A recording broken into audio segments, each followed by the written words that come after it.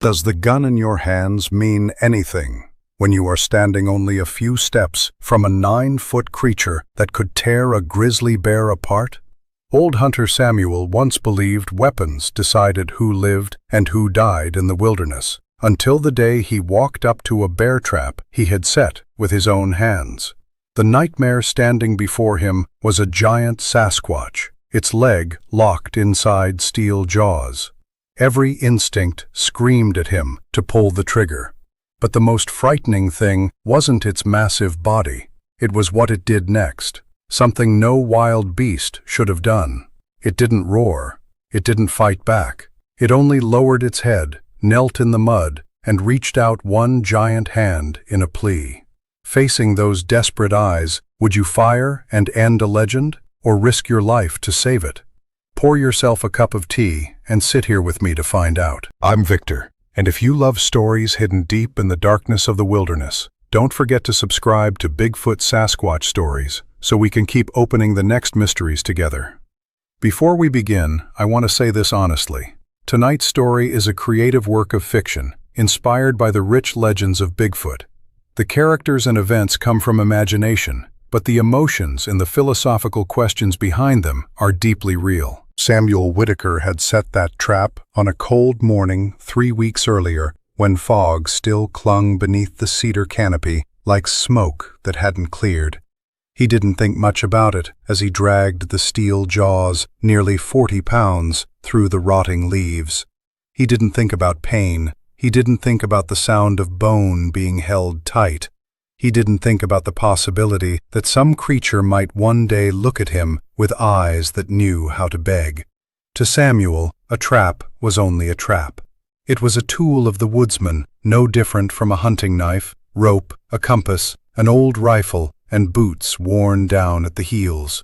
He had lived his whole life by things like that, and those things had never asked him where mercy was supposed to belong. Late in the fall of 2012, Samuel followed his northern trap line along the Cascade Range again.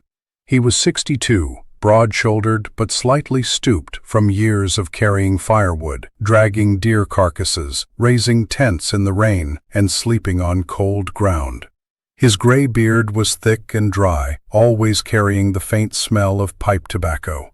Slung over his shoulder was his old Winchester, the kind of rifle he trusted more than most people he had known.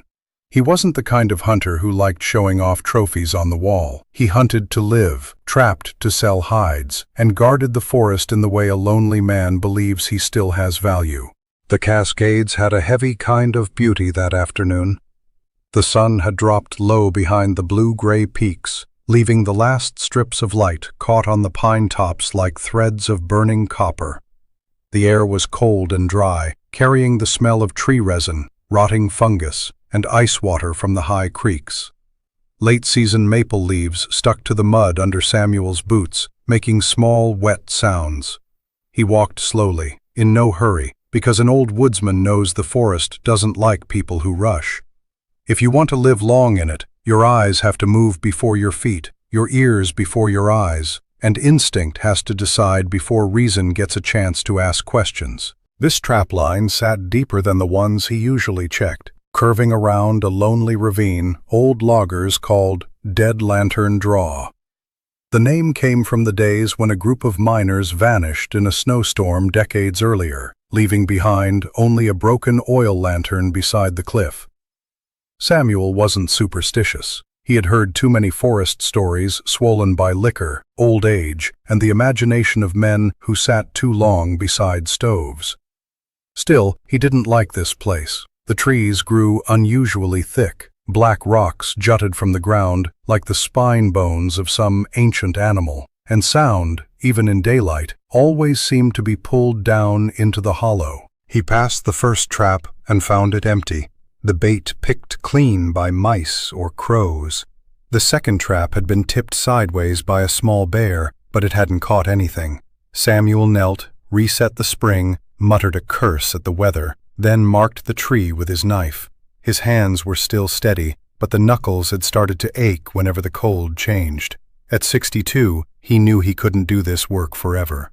But he also didn't know how to live if one day he no longer woke before dawn, checked the wind, read tracks, and walked into the forest with the feeling that he belonged there more than he belonged in any room. When he was young, Samuel had believed the forest was an opponent. It tested him with cold, hunger, dangerous animals, slick trails, and darkness. Later, he thought of the forest as a creditor. It gave him meat, hides, firewood, silence, and a place to bury every grief he couldn't say out loud. But it always took something back. A friend lost in a flash flood, a hunting dog mauled by a bear, a winter that made his wife sicker before she passed away. Samuel never called the forest mother. To him, the forest was cold, fair, and without pity. The weak died, the careless paid. That was why he had always hated people who talked about compassion in hunting, as if it were a church sermon. Samuel wasn't cruel. He didn't torture prey. But he also didn't apologize for setting traps. People in town ate packaged meat, wore leather jackets, used wooden furniture, then turned around and called hands like his savage. Samuel couldn't stand that empty morality. If there was guilt, he thought, at least his guilt was visible, in the mud, in blood, in steel, not hidden behind supermarket lights. But that afternoon, as he neared the third trap, the forest began to change. At first, it was only a gap in the sound. Samuel stopped in the middle of the trail and tilted his head to listen. A few minutes earlier, there had been crows on the western slope, water dripping onto stone, and late insects making weak sounds under the leaves. Now, all of it was gone. Not faded, cut off. The silence grew so thick, he could hear the leather of his glove rubbing against the rifle stock. An old horseman had taught him this when he was a boy. If the whole forest goes quiet at once, something larger than ordinary fear is nearby. Samuel lowered his body and brought the Winchester forward. His eyes swept across the salal brush, the moss-covered trunks, and the dark gaps between rocks. No movement, no breath. But the skin at the back of his neck tightened, and that feeling had never lied to him. He stepped another 5 yards, then stopped again. From down inside the ravine came the sound of metal. It wasn't loud, but it was heavy. A chain pulled tight, then snapped back, hitting rock or root. Then came a groan. Samuel had heard black bears growl when wounded. He had heard deer cry while dying. He had heard wolves howl to call the pack. This sound didn't match any of them. It was so low it seemed to come from the chest of a huge hollow wooden barrel, mixed with pain, exhaustion, and a restrained anger. Not the panic of a small animal, not prey in its final moments. It was the sound of something very large trying not to let the whole forest know it was weak. Samuel swallowed. He knew the trap below the ravine was his largest bear trap, an old piece he had inherited from his father, with wide steel jaws, double springs, and a chain anchored to an old pine root. He rarely used it because it was heavy and hard to set. But that season, there had been bear signs in the area, and Samuel needed money to repair the cabin roof before the snow came. He told himself a bear had probably been caught. A big bear, clamped deep, pulling the chain until its strength ran out. That should have pleased him. A big bear meant good hide, plenty of meat, and enough money for a new chimney pipe. But that sound gave him no satisfaction. He moved slowly down the slope, placing each step beside roots so he wouldn't slip. The ravine was darker than the forest above. Thick fog wound between the trunks and caught on low branches like torn cloth. The first smell that struck him was torn-up soil, then blood, wet fur, and another stronger smell, almost like rain-soaked leather mixed with pine sap and old smoke. Samuel frowned. Bears had their own smell. Cougars had their own smell. This was different, primitive, and it made some deep part of his mind want to turn around. Then the chain hit stone again. Samuel pushed through a thorn bush, using the rifle barrel to move branches aside. The pipe, clenched between his teeth, went still. In front of him, the low ground around the pine root had been torn apart as if a small storm had spun in place. Rotten leaves were thrown everywhere, mud had been slashed into trenches, and small stones had cracked. The bear trap lay in the middle of that destruction, its steel jaws sunk deep into a massive leg covered in dark, brown-black fur. The chain was pulled so tight that the iron loop had bitten into the pine root, and above that trapped leg was a body Samuel's mind needed several seconds to accept.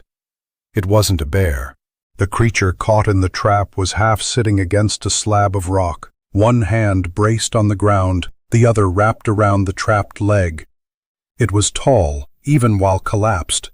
Its shoulders were as wide as a stable door, its upper arms thicker than a grown man's thighs, and dark brown-black fur covered it from neck to feet, muddy and stuck with dry leaves.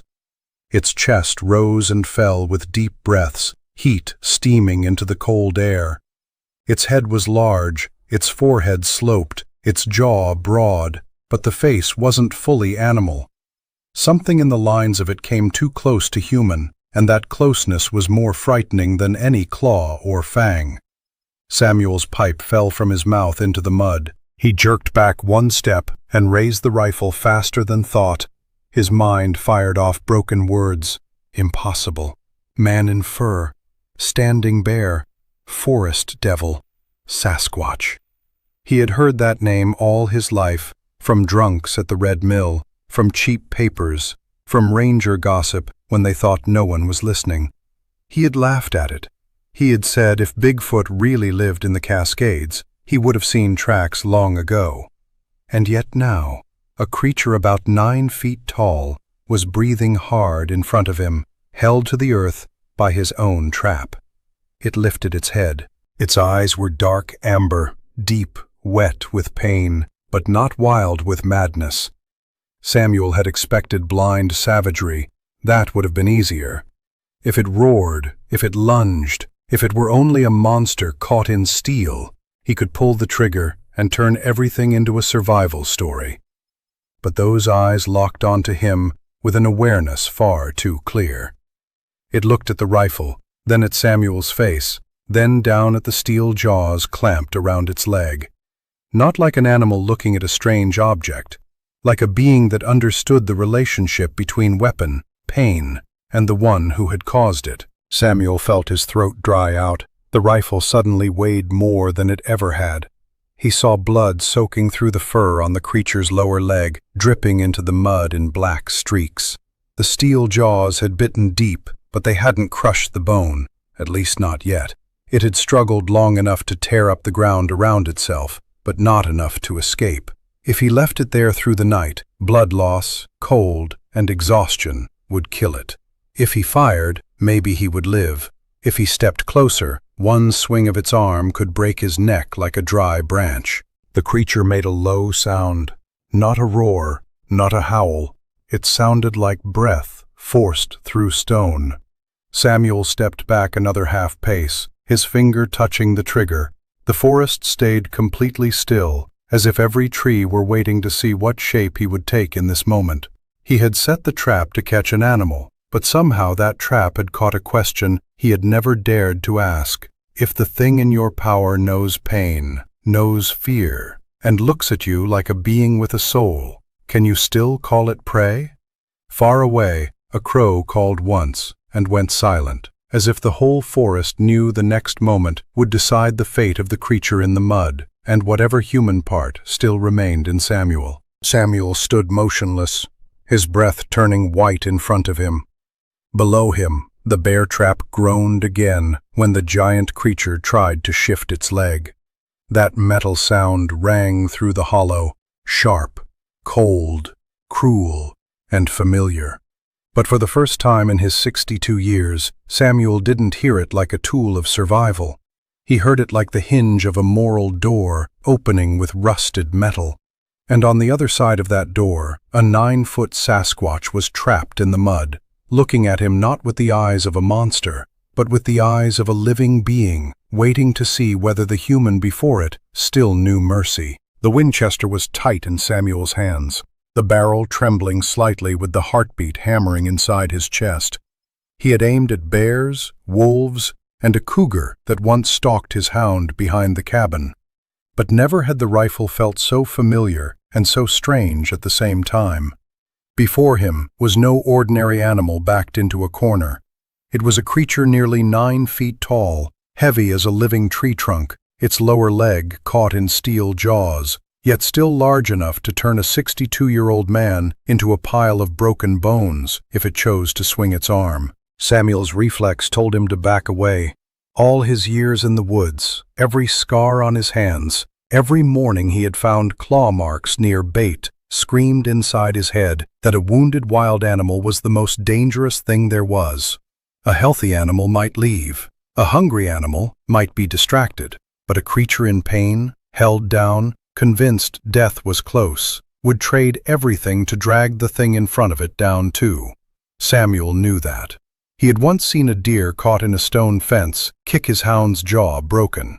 He had seen a wounded black bear charge straight into 3 armed men. So his finger found the trigger the way a hand finds an old prayer. The creature saw it too. Its amber eyes moved from Samuel's face to the rifle barrel, then back to him. That one small movement turned his blood cold. It knew. Not the way an animal recognizes danger because of a gunshot or the smell of powder. It understood the choice in his hands. It understood that the black tube could end the pain or end its life. And that understanding frightened Samuel more than any roar could have. He backed up one more step, his heel crushing a dry branch.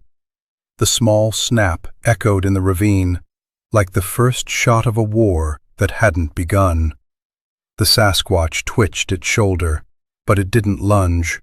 It didn't throw dirt, didn't bare its teeth, didn't pound its hand into the mud to scare him.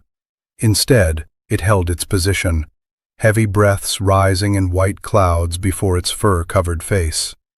Its right arm stayed braced against the ground, the wide hand spread over the rotting leaves, the thick fingers black with mud. The trapped leg shook in small waves, blood seeping into the dark fur around the steel jaws. Samuel heard himself breathing hard. He wanted to curse, to shout, to turn this moment into something familiar. If he called it a monster, he could shoot. If he called it prey, he could shoot. If he called it a threat, he could shoot and then live with that explanation. But those eyes wouldn't make it easy for him. They didn't hold the madness of a trapped animal. They held pain, caution, and a frightening patience, as if this creature were trying to hold back its own violent instinct while it waited to see what the human in front of it would do. The giant creature moved, only a little, but Samuel immediately tightened his grip on the rifle stock. Its shoulders lowered, its head tilted toward the trap, its nostrils flared as it breathed through the pain. Then, slowly enough that it felt deliberate, it pulled its left hand away from the trapped leg and placed it on the ground in front of itself. The movement made the steel jaws bite deeper. Its whole body folded in pain, but it still didn't roar. A deep groan was swallowed in its throat, sounding like rock cracking under a frozen creek. Samuel didn't understand what it was trying to do. He followed the movement with the rifle barrel, aiming straight between the sloped forehead and broad bridge of the nose. At this range, if he fired, maybe the bullet would be enough. Maybe not. That thought, maybe not, sent cold sweat down his back. A creature like this, badly wounded but not dead, how fast could it reach him? Could it touch him before he chambered a second round? He knew the answer. Yes. But the Sasquatch wasn't preparing to charge. It was lowering itself, slowly, with extraordinary care for a body too large in a space too narrow. It folded the uninjured knee down into the rotten leaves. The damp ground sank under its weight. Then it pulled the trapped leg closer, making the chain shake and the trap give a cruel metal squeal. Its whole body trembled, but it forced itself lower, and lower still, until both knees touched the mud. A wild king, if Samuel could call it that, was kneeling in the mud before the man who had built the trap, holding its leg. The sight took Samuel's breath for several seconds. In the forest, kneeling is not a posture of power. Wounded animals lie down when exhausted, curl inward when afraid, or fight when they want to escape. They don't kneel. They don't lower themselves through a movement that seems calculated to say, "I am not attacking, I am asking." Samuel had seen dogs lower their ears in submission, horses bow their heads under a bridle, but he had never seen a massive wild creature choose to make itself smaller to ease a human's fear. It broke every rule he believed was true. He blinked, wondering if the cold mist or the smell of blood had made him lightheaded. But the Sasquatch was still there, kneeling among the rotten leaves, breathing heavily, never taking its eyes off him. It slowly raised its right hand. That hand was large enough to cover Samuel's whole face, the palm calloused, smeared with mud, the fur thinner over the knuckles. It reached forward, not fast, not threatening, every inch seeming measured so it wouldn't make him pull the trigger. Then it turned the palm upward. Samuel looked at that hand, then at the amber eyes. Something cold moved through his chest, and it didn't come from the weather. It was a human gesture, or at least it was a gesture a human could understand. An open hand, not closed, not grabbing, not hiding claws. A wordless sentence. "Look, I'm holding nothing. I'm not killing you. I need you." The creature lowered its eyes to the trap. Then, with that open hand, it slowly pointed at the steel jaws buried in its leg. It didn't hit the trap. It didn't try to rip it loose. It only pointed, then turned the palm back up toward Samuel. The movement repeated once more, weaker this time, more unsteady. Its breathing broke in uneven pieces. Blood dripped from the wound into the mud, dark under the fading evening light. Samuel felt his throat close. He had set that trap. With his own hands he had dug the shallow hollow, covered it with leaves, wrapped the chain around the pine root, checked the springs, and been satisfied that the jaws were still strong. When he set it, he thought about bears, money, the leaking cabin roof, and the cold coming soon. He didn't think about this hand. He didn't think about a creature smart enough to understand it had to beg the one who had caused the pain. That truth struck him harder than any attack could have. The rifle was still aimed at the Sasquatch's head.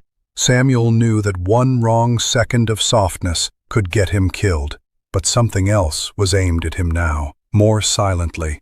The creature's gaze. It didn't beg like a coward.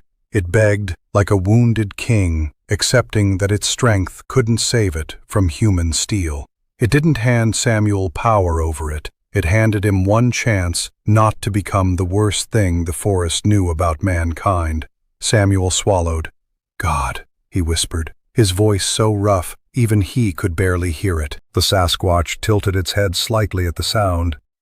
Maybe it didn't understand the word, but it understood tone. Samuel felt that in the way its body didn't tighten further, in the way the hand stayed open, in the tired but awake eyes. It was listening to him, the way Samuel had once listened to a shift in the wind before a storm. And for the first time in his life, Samuel felt he wasn't standing before a mystery to conquer. He was standing before a witness, a creature that might remember him. He lowered the rifle a few inches, then immediately raised it again when fear flared up. The Sasquatch didn't react. It only kept kneeling, hand open, eyes fixed on him. Samuel saw the self-control inside that huge body. Some part of it must have wanted to tear apart the trap, the man, the whole forest, if that was what it took to escape pain. But it didn't. It was holding back because it understood violence now would kill them both. That restraint, in a creature many times stronger than him, made Samuel feel ashamed. The creature lowered its hand again and placed it on the ground. It bowed its head lower, not because it was completely spent, but as if it was trying to make its final message clear. "I don't want to die. I don't want to kill you. Look at the trap.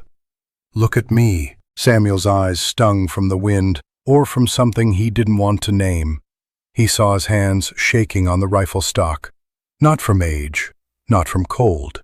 Shaking because for 62 years he had believed courage meant being able to pull the trigger when necessary. Now the forest was forcing him to consider another kind of courage. Setting down the gun in front of a creature that could crush him, simply because its eyes still knew pain. He drew in a deep breath. The smell of wet fur, blood, and rusted steel filled his lungs. Samuel looked at the rifle, then at the open hand of the Sasquatch, then at the trap.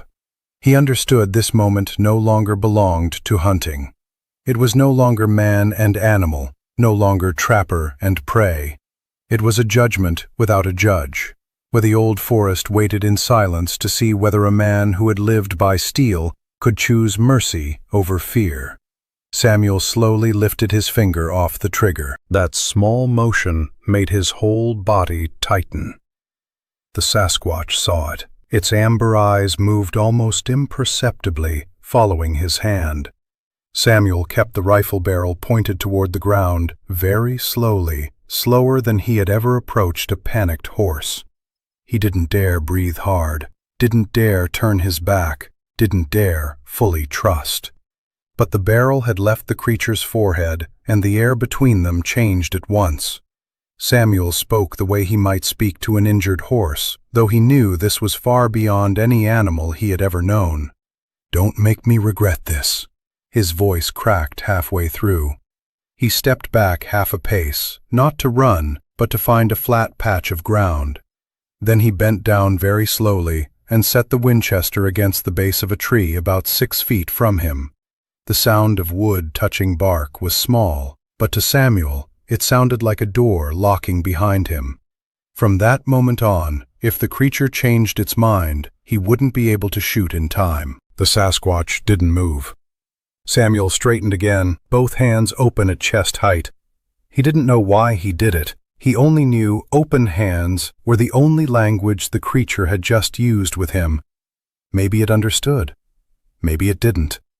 But when he showed it his empty hands, its amber gaze dropped, then returned to his face, and the huge body didn't tighten further. Still afraid, still in pain, but not preparing to kill. The distance between them was only a few steps, but to Samuel it felt as long as his whole life. Every step toward the trap forced him to resist the instinct to go back for the rifle. He could see mud streaks in the Sasquatch's fur, the torn flesh around the trapped leg, the heat rising from its body, the muscles shifting under the fur as it held itself still. The creature's hand lowered beside him, large as a living stone slab. If it closed around his neck, everything would end in silence, but it stayed still. Samuel knelt beside the trap, and the smell of blood hit him full in the face. The steel jaws had bitten deeper than he expected. Skin and fur were crushed between the two iron teeth. Every time the Sasquatch breathed, the leg trembled slightly, making the springs squeal. Samuel had opened traps for his hounds before. He had opened jaws when a young deer was caught by mistake. But never had he done it with a legendary creature looming above him, each breath warm enough to touch the back of his neck. He placed his hand on the spring lock, then stopped. He knew the next chapter of his life would begin from this exact point. But before the steel could release, before blood could flow freely, before mercy could become action, Samuel had to accept the most frightening truth of all. The creature kneeling before him had done the harder part first. It had trusted its enemy. Now it was his turn to prove whether humans deserved that trust. Samuel knelt beside the trap with the feeling that the whole Cascade Range was bending down to watch him. The ground under his knees was cold and wet, and the smell of rotting leaves mixed with rusted iron rose heavy around him. Above his head, the Sasquatch remained kneeling, its huge body trembling in tiny waves. It didn't touch him. It didn't pull its hand away either. Its silence was more frightening than any roar, because inside that silence, Samuel could hear a fragile trust being placed into his hands. He glanced toward the Winchester leaning against the oak tree a few steps away. The distance wasn't far, but in this situation, it felt like the rifle was on the other side of a flooded river. If the creature changed its mind, Samuel wouldn't reach it in time. If it panicked from the pain, even one unconscious jerk of its hand could leave him dead in that ravine. His back was cold, his palms were wet, and his throat was so dry it hurt to swallow. But he didn't stand up. There are moments when, if a man backs away, the best part of him never comes back. Samuel slowly raised both hands to chest level again, letting the creature see that he wasn't holding anything. He spoke very softly, the way he had once spoken to an injured horse out in a pasture. "Easy. I'm going to try." His voice was rough, almost swallowed by the wind. The Sasquatch didn't understand every word, but the tension in its amber eyes eased slightly. It lowered its giant hand to the ground, opened its fingers, and held them there as if locking itself in place so it wouldn't react suddenly. The bear trap clamped around its leg was something Samuel had once been proud of. Double springs, wide jaws, a thick chain, an old but solid lock pin. His father had once told him that traps like that were made to hold creatures that didn't want to be held. Now, seeing it closed around the leg of a being so large and so aware, Samuel felt that old pride turn bitter in his mouth. To open it, he had to compress the spring at the right point, pull the secondary pin, then use leverage to separate both jaws at the same time. If his hand slipped, the trap would snap shut again. He unhooked the small steel tool from his belt, then pulled the folding lever from his kit. That tool had been made for adjusting traps, not for saving a 9-foot Sasquatch in the fading evening light. Samuel set the lever into the spring groove, drew in a breath, and pushed down. The metal groaned. A thin, sharp sound came out, and the creature above him immediately folded in on itself. Samuel stopped at once. He could see those eyes narrowing as pain passed through its body. "I'm not trying to hurt you worse," Samuel whispered, though he wasn't sure who the words were meant for anymore. "I have to open it." He tried again, slower this time. The Sasquatch didn't jerk hard, it only lowered its head and breathed out a hot cloud against the back of Samuel's neck. That breath raised the skin along his arms. It was so close that he could feel the enormous life being held back right behind him. There were no bars, no chains strong enough to restrain the upper body of that creature if it chose to fight. The only thing holding it still was its own decision. The lever slipped out of the groove the first time and dropped into the mud. Samuel almost pitched forward. The Sasquatch's hand immediately shifted up half a span, then stopped. Both of them froze. A drop of water fell from the thick fur onto Samuel's wrist. After a few seconds, the giant hand slowly moved back and settled on the ground again. It could have reacted. It had chosen not to. The spring began to compress. Samuel's shoulder muscles tightened, and the joints in his hands burned. At 62, his strength wasn't what it had been when he could carry half a deer across a creek without stopping. He clenched his teeth and drove his full body weight into the lever. The trap squealed a little at a time. The Sasquatch closed its eyes, its bracing arms sinking deeper into the earth, but it still kept itself from thrashing. Samuel felt every inch of metal easing open, as if he were pulling a stone out of his own chest. The secondary pin still hadn't released. He had to change position. To do that, he had to bring his shoulder even closer to the creature's leg. His instincts screamed that this was stupid, but his conscience said that if he had started this, he couldn't stop halfway. Samuel leaned in, reached his left hand through the gap between the jaw and the chain, and searched for the small pin buried under mud. The Sasquatch's breathing became quicker. It looked at his hand, then at his face, as if it knew the most dangerous part was coming. "Don't move," Samuel said. "Please." The word please came out of his mouth awkwardly. He had barely used it in his life, especially with the forest. But there, he wasn't giving orders to anyone. He was asking for the cooperation of a trapped king. The Sasquatch lowered its head a little more. That wasn't submission. It was acceptance. Samuel hooked his finger around the secondary pin and pulled hard. The pin didn't move. He pulled again. Nothing. Rust and mud had locked it in place. Samuel breathed hard, pain flashing through his wrist. The evening light was dying fast behind the trees, and once darkness filled the ravine, everything would be harder. If he left, the creature might not be there when he returned. Or it might still be there, but that fragile trust would die before the body did. Samuel looked around and saw a flat stone beside the pine root. He used it to tap the pin, each tap small and careful, not hard, not sudden. Every time he struck, he looked up to make sure the Sasquatch didn't panic. The creature breathed heavily, but it remained still. On the 7th tap, the pin jumped out half a knuckle. Samuel dropped the stone at once, gripped the pin, and pulled with all his strength. A dry click sounded.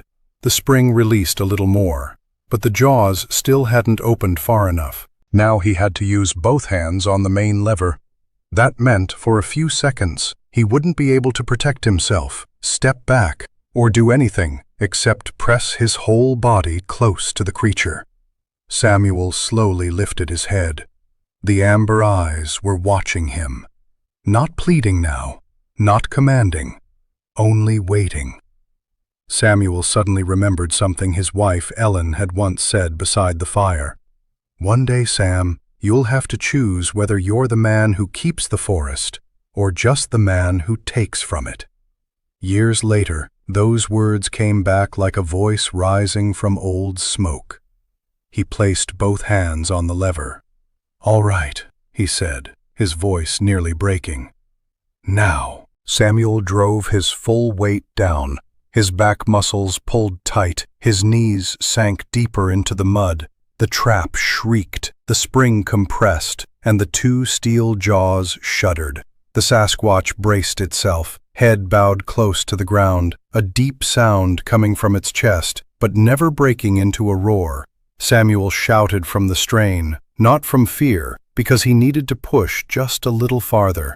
One more inch, then another. The steel jaws opened. "Pull your leg out!" Samuel shouted, not knowing whether the creature understood. But it understood movement. It drew the lower leg back with painful slowness, easing the trapped flesh out from between the open jaws.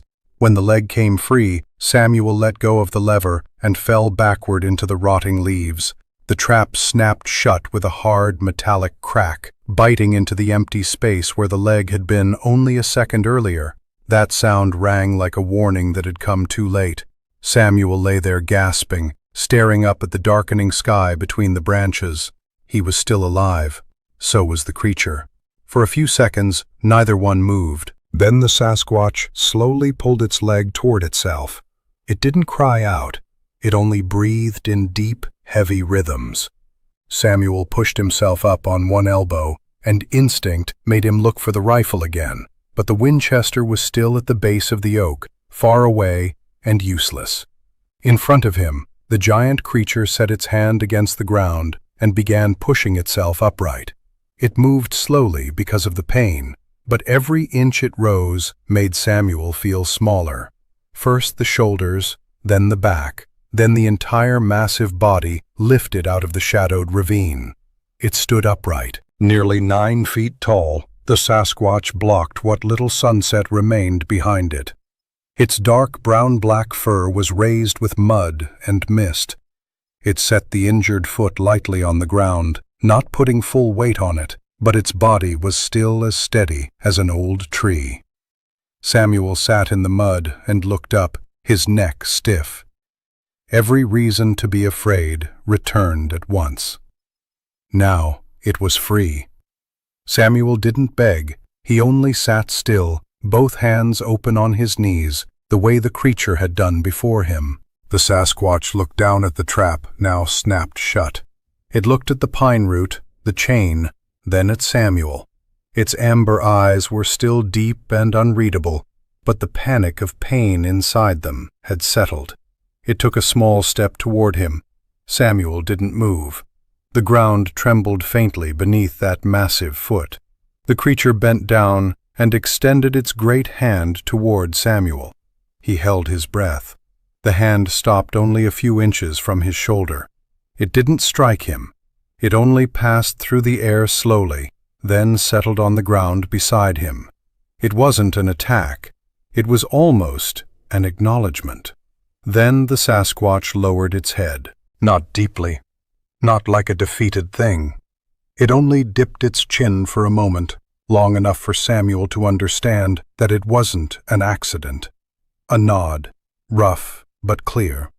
The only thank you a being like that could give without surrendering its dignity. Samuel felt something inside his chest crack open, but it didn't hurt. It was like old ice over a creek beginning to split. He wanted to say something. He wanted to apologize. He wanted to explain that he hadn't known, that the trap had been meant for a bear, that he was only an old man trying to get through winter. But every word became too small beside a creature that had just chosen not to take revenge. In the end, Samuel could only say, "Go on." The Sasquatch looked at him for a few more seconds. Then it turned its head toward the deep forest. Before it stepped away, it wrapped its giant hand around the trap that had snapped shut. Samuel thought it was going to throw the thing at him, but it didn't. It only lifted it and stared at it for a long time, as if memorizing the shape of pain. Then it set the trap down with far more gentleness than its strength required, and turned away. Its first step was limping. The second was a little steadier. By the fifth step, its shadow had already blended with the fog rising from the ravine. Samuel stood very slowly. His knees shook. His coat was covered in mud, and his hands ached from the force he had used. He picked up the Winchester, but this time the rifle didn't make him feel safe. It was only a heavy piece of wood and metal, cold, too easy to use against things people didn't understand.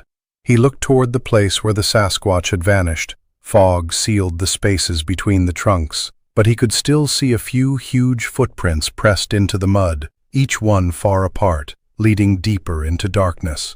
Samuel unfastened the chain from the pine root that very afternoon. The work took longer than usual because his hands were still shaking. He brought no animal home, no hide, no meat, no trophy, only the heavy bear trap dragging behind him, leaving one long groove in the mud. Every time the metal struck stone, it reminded him of the groan in the ravine. Every step made him understand more clearly that some sounds, once heard by the conscience, can't be pretended away. That night, inside the cabin, Samuel laid every steel trap he owned across the floor.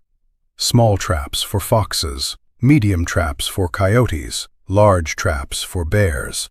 The things that had helped him survive through many winters sat in a row before the fire, like an old army waiting for judgment. He thought of the Sasquatch kneeling in the mud. He thought of the open hand. He thought of the nod before it disappeared. Then he stood, picked up a hammer, and began taking them apart, one by one. He didn't break them in anger. He worked slowly, almost like a ritual, removing springs, unhooking chains, bending pins. What he couldn't take apart, he hammered out of shape so they would never again close around the leg of any living thing. By the time gray dawn appeared at the window, the cabin floor was covered with useless pieces of steel. Samuel sat among them, worn out, but lighter inside than he had felt in years. He hadn't become a good man in a single afternoon. He knew that.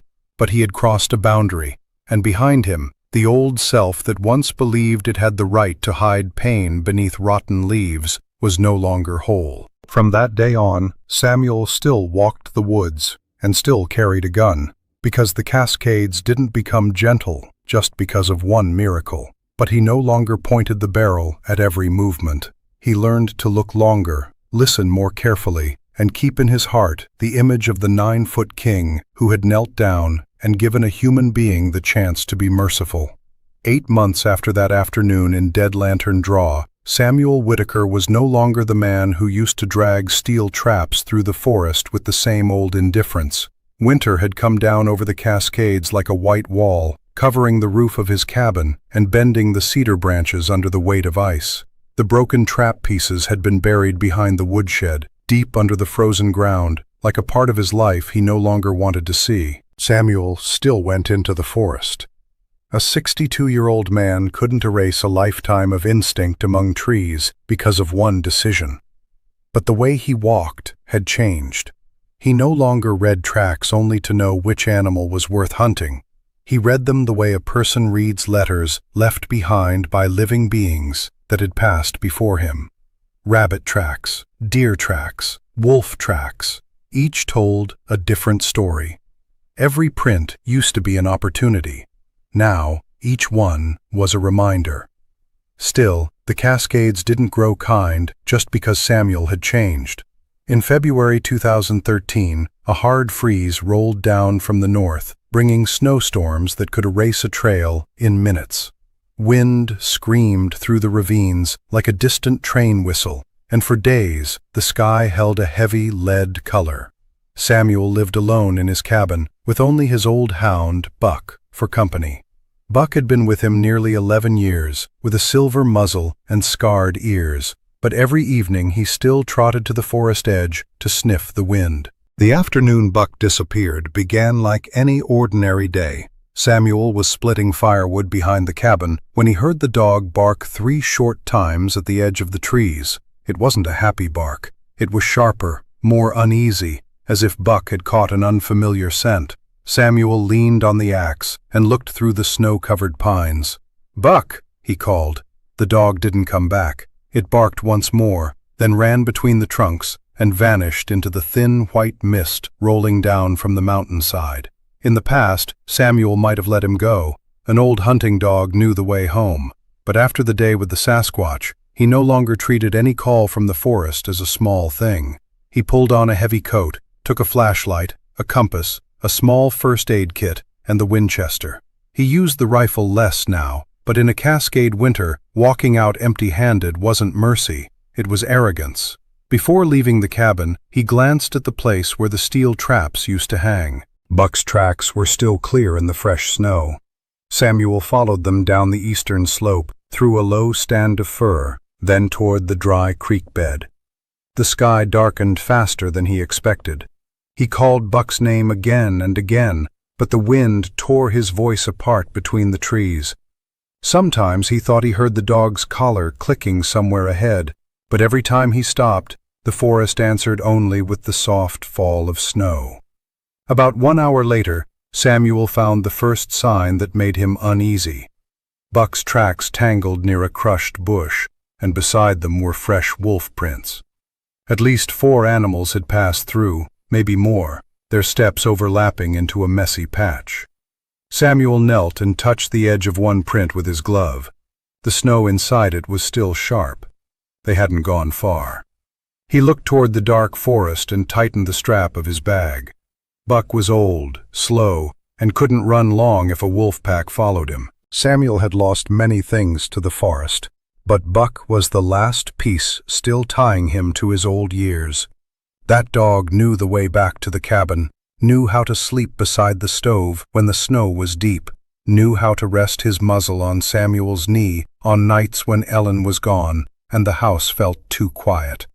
So even as a bad feeling rose inside him, Samuel kept walking, angry at himself, and afraid that if he turned back, by morning there would be only blood on the snow.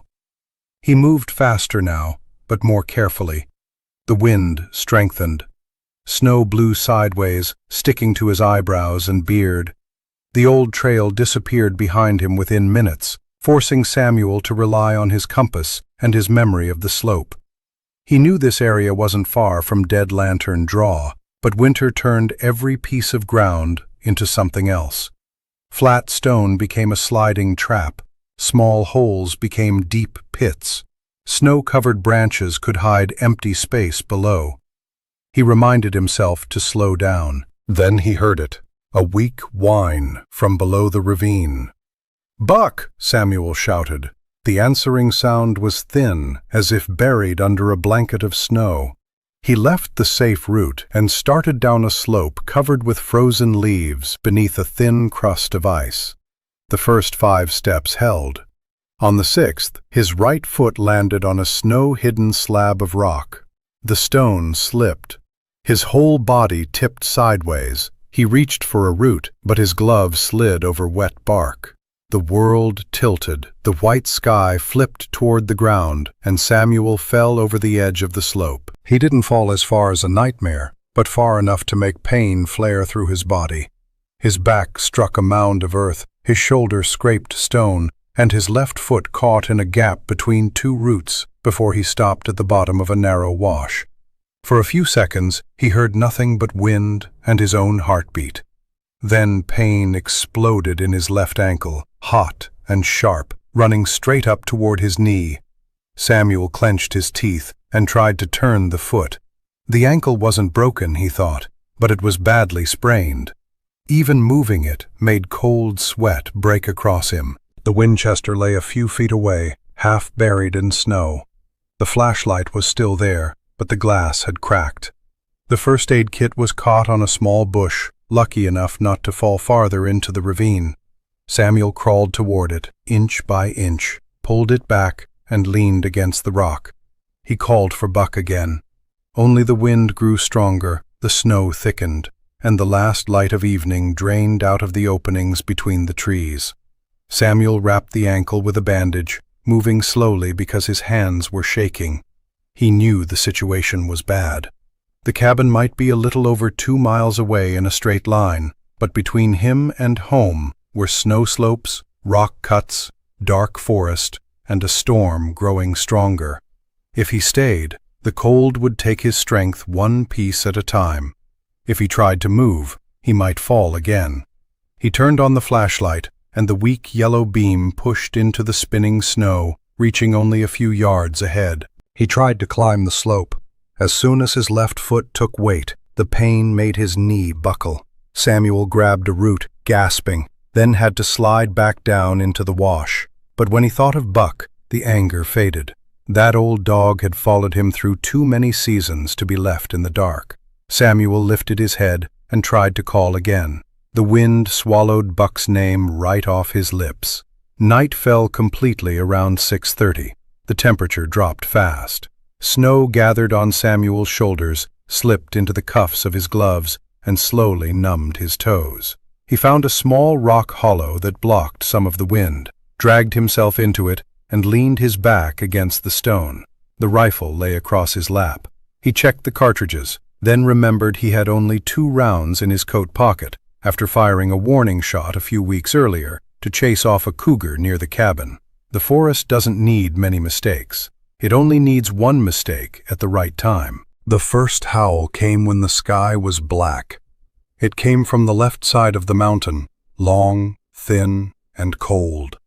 A pack-calling howl, not hurried, not chaotic.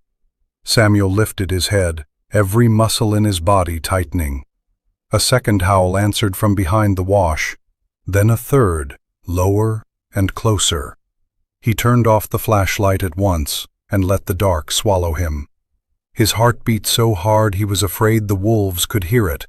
Those wolves weren't hunting out of evil. They were hunting because they were hungry, because winter had locked the creeks, pushed deer down lower, and stripped the easy scents from the world. One pair of yellow eyes appeared between 2 tree trunks, then another. Samuel held his breath.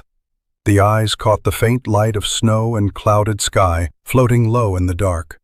They didn't rush him. They watched. One wolf stepped forward, its gray body thin but long, shoulder bones pressing under its winter coat. It stopped about 40 yards away, its muzzle pointed toward the rock hollow. Samuel knew it had smelled him. Blood, sweat, fear, maybe all of it. An injured man trapped in a ravine during a snowstorm wasn't very different from prey that had been separated from its herd. He snapped the flashlight on and aimed it straight at the wolf. The animal narrowed its eyes and stepped back half a pace, but it didn't run. The beam swept across the forest and revealed more shapes moving on both sides. 1, 2, 3, 4. Then 2 more pairs of eyes lower behind the brush. At least 7 wolves.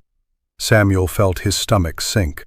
One lone wolf could be driven off by a gunshot. A hungry pack in a storm was different. They could wait for him to weaken, force him to spend his ammunition, then come closer. Samuel fired the first shot into the sky.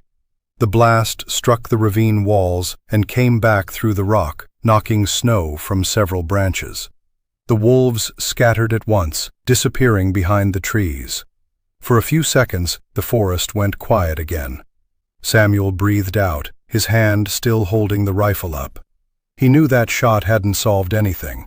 It had only bought time. Maybe 10 minutes, maybe less. He had one round left. The wind strengthened. Snow fell so thickly that the hollow in front of him became a gray-white curtain. Samuel pulled his collar up, trying to hold in warmth. His ankle throbbed with dull pain. He thought of the cabin, the dead stove, the narrow bed, the old coffee pot. He thought of Buck, wherever the dog was lying that night. Then, because he couldn't avoid it, he thought of the Sasquatch in the trap 8 months earlier. It had been trapped too, hurt too, forced to look at another living thing and wait for that thing to decide its fate. The thought tasted bitter. The forest had a way of handing people the same feeling they once gave to others. The howls came again, closer this time. The wolves returned from several directions. They no longer stood on one side. One moved along the right edge of the wash, another slipped through the low brush ahead. The leader, probably the long gray one, stood in the middle of the slope, blocking the only path Samuel could crawl out by. They were closing the circle, little by little, with no need to hurry. Samuel turned the flashlight on again. The light was weaker now. The cold had made the batteries flicker. The yellow eyes flashed, then vanished, like pieces of fire drifting through the night. He kept the last round in the chamber and didn't fire. He knew if he missed, it was over. If he hit one wolf, the other 6 would still be there. He leaned his shoulder against the rock and tried to stand so he would look bigger, but his ankle answered with a brutal spike of pain. He almost fell and had to plant the rifle barrel against the ground to stay upright. The wolves saw that. They always see weakness. The leader moved a few steps closer. Samuel could hear its claws tapping on the hard snow. Its eyes didn't hold hatred, only focus. He saw the harsh beauty in that, and it made him sad. In the past, he could have called them vicious beasts to keep his heart hard. Now he saw only hungry creatures doing what they had to do, the same way he had once done what he believed he had to do. But the end result was still a cold circle closing in, an injured old man, and one bullet too few. Samuel closed his eyes for a few seconds. He didn't pray in any church way. He had left easy prayers behind a long time ago. But he thought of Ellen. He thought of Buck. He thought of the giant hand once opened in front of him in the mud. He wondered whether mercy was ever enough to change an ending, or whether it was only a small fire burning for a moment before the dark swallowed everything. Then he opened his eyes, lifted the rifle, and waited for the leader to step into the final distance. That was when he heard another sound. Not a howl, not the wind. From far above the wash, beneath the snow and darkness, a deep vibration moved through the ground. It was so faint at first that Samuel thought his heart was beating against the rock. But the wolves heard it too. The leader stopped. Its ears went up. One wolf on the right made a small sound in its throat. The vibration came again, deeper now, heavier, like a giant footfall somewhere beyond the curtain of snow. Samuel didn't dare breathe. The old forest, which he had thought had finally come to collect his life, suddenly became silent in a different way. Not the silence of prey being surrounded, the silence of every living thing when a larger power enters the dark. The wolves backed up half a step, then stopped, caught between hunger and fear. Samuel tightened his grip around the rifle with its final round, but somewhere inside him, he knew that bullet was no longer the thing deciding the night. In the snow above the rock wall, a massive, black shape had just blocked out the trees. The black shape on the rock wall didn't come down right away. It stood inside the spinning snow, so large that the pine trunks behind it seemed to be pushed backward into the dark. Samuel held his breath, the Winchester still in his hands, but that last bullet suddenly felt too small to matter. The wolves felt it too. The leader, which had been ready to move in, stopped cold, its ears pressed low, the growl in its throat cut short. Then the ground trembled. A deep shock passed through the snow, through the stone, through Samuel's chest bones. From above came an ultra-low roar, not long, not wild. It didn't sound like a bear, didn't sound like a mountain lion, and didn't sound like anything Samuel had heard in more than 60 years of living with the forest. It was the sound of a creature that didn't need to prove it was the strongest, because everything with instinct already knew. The wolves backed away at the same time. Hunger held them there, but fear had started pulling them out of the circle. The black shape stepped toward the edge of the slope. In the weak moonlight, broken apart by clouds, Samuel saw the broad shoulders, the long arms, the brown-black fur covered in snow, and the large head lowered as it watched the wash below. His chest tightened. For 8 months he had wondered whether the creature in the trap had survived. Now the answer stood above him, enormous, silent, and so real it was frightening. The Sasquatch jumped down. It landed in the snow between Samuel and the wolf pack, with a heavy impact that sent white powder bursting outward in a ring. Samuel folded inward by instinct, but the creature didn't turn toward him. It stood across the front of the rock hollow, its wide back like a living wall, both hands hanging low, its breath rising in thick clouds through the night. In the moonlight, Samuel saw the scar. It circled the left lower leg, a bare ring of skin where the steel jaws had once bitten. The fur had grown back thin and pale around the edges of the wound. There was no mistaking it. That was the mark of the bear trap in Dead Lantern Draw. The mark from the afternoon Samuel had knelt in the mud and opened the steel. The creature that had come wasn't some other ghost of the forest. It was an old debt, returned in bone, fur, breath, and memory. The lead wolf bared its teeth, but the sound was weaker than before. The Sasquatch didn't charge it. It didn't need to pounce, didn't need to bite, didn't need to turn this night into a bloody fight. It only straightened to its full height, nearly 9 feet tall, and spread both massive arms, making its body larger than the dark itself. Its chest swelled. Another roar came out, lower and closer, shaking snow loose from the cracks in the rocks behind Samuel. It wasn't a warning before an attack. It was an order to leave. The pack understood. One of the younger wolves turned first and slipped into the brush. Another backed away so fast it nearly lost its footing on the snow. The leader tried to hold its ground for a few more seconds, its eyes fixed on the Sasquatch. But the difference between them was too clear.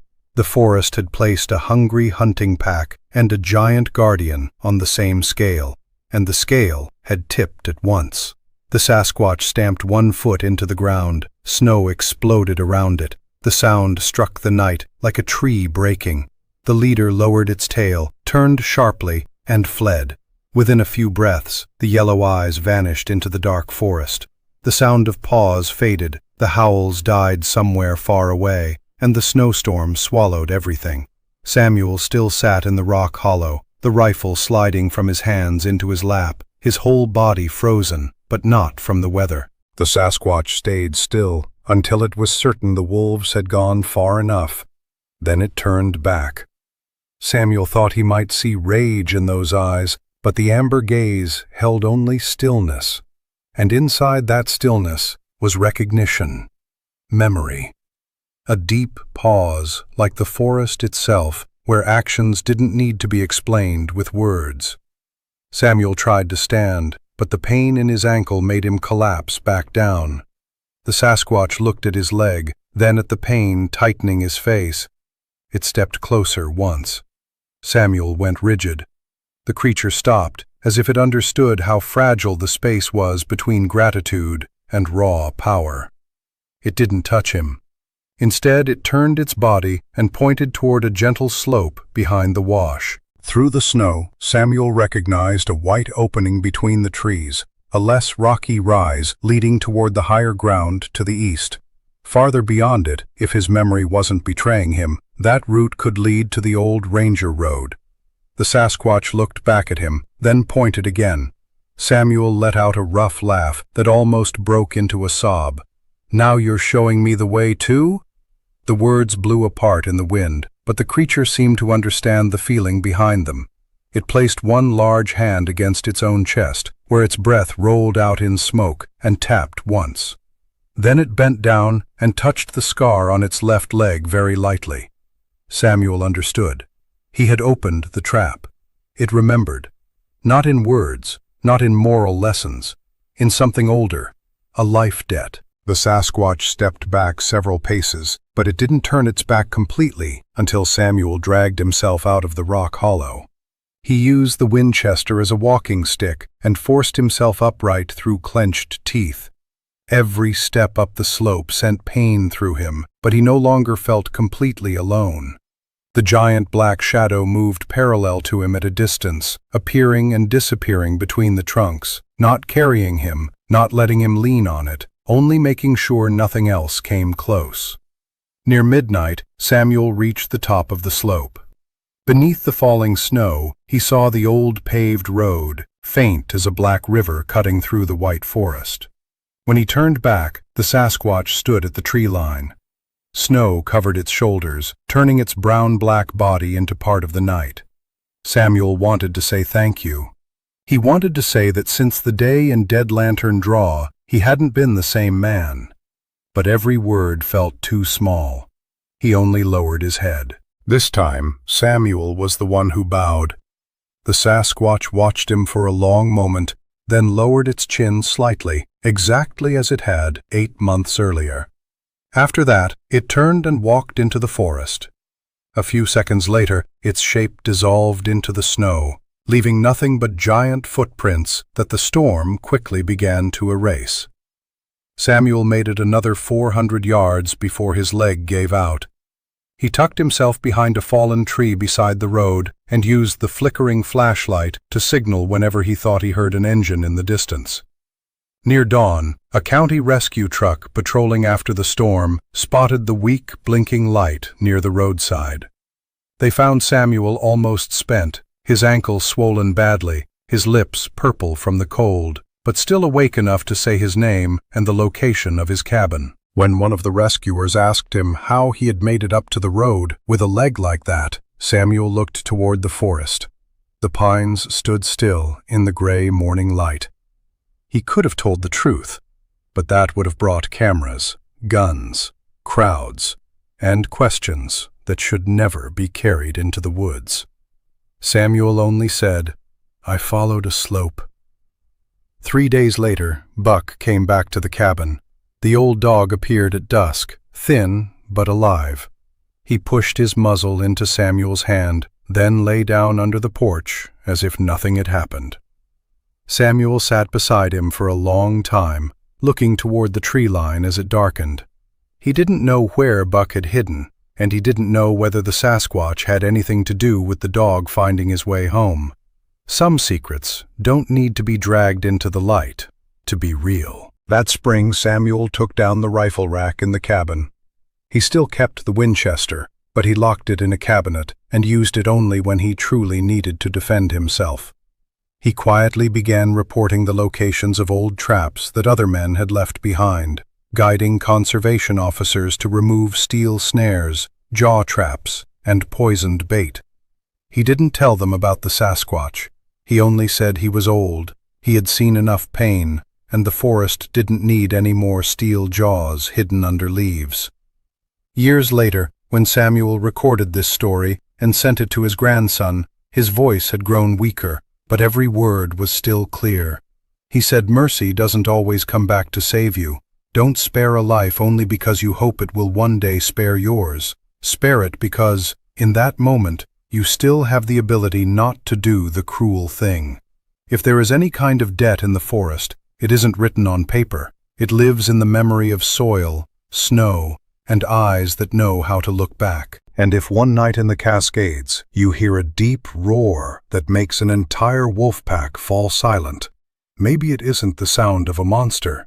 Maybe it is a reminder that the wilderness still remembers the hands that once chose to open a lock instead of tightening their grip in a cold, haunted white night. When I close Samuel's story, what stays with me isn't only the fear of a 9-foot creature, and it isn't just the thought of wolves closing in under a snow-filled sky. What stays longest is the image of a giant hand opening in the cold mud.